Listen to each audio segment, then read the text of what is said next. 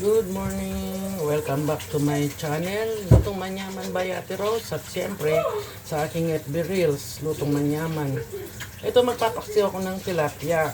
Lagyan ko muna siya ng tubig.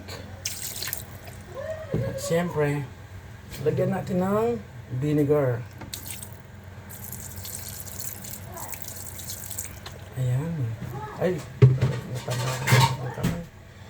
lagyan natin siya ng asin. Ang aming asin ay Himalayan salt, kaya ganyan ang kulay niya.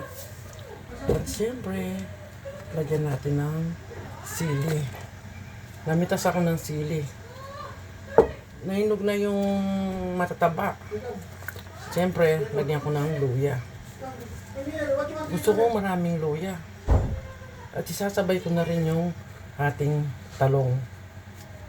Ayan. Lagyan ko na rin siya ng talong. Ayan. Ang ating paksiw. Ganyan lang ako. Luya, sili, talong, asin, at suka. Hindi ako naglalagay ng sibuyas at kung ano-ano. Mamaya, lalagyan ko ng gatayan. Pag malapit ng maluto yan, lalagyan ko siya ng gata. Sara muna natin. Takpan ko muna ang ating paksiw.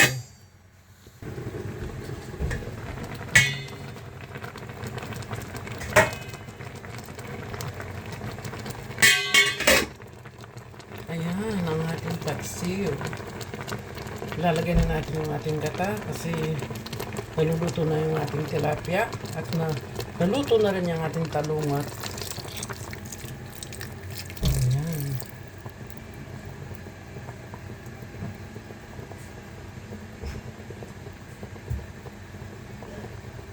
Napakasarap niyan.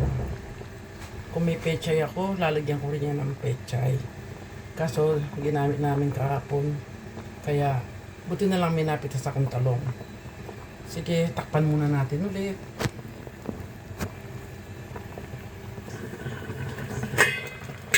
Ayan, malapit na siyang maluto. Buhusan ko na siya ng cooking oil. Ganyan ang gawin nyo. Napakasarap niyan. Kapag naluluto na, buhusan nyo ng oil, cooking oil. Napakasarap.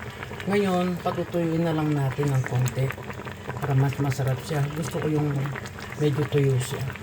Ayan, ang ating paksiw na tilapia na may gata.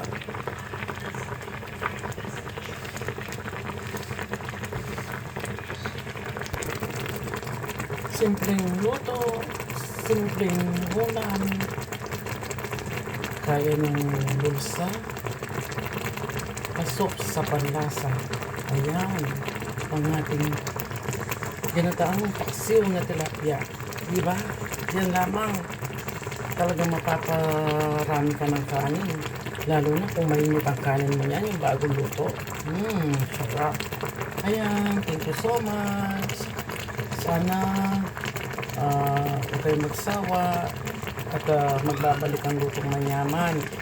At napabayaan ko, nawala na yung aking mga viewers. Sana bumalik din kayo. God bless. Have a good day.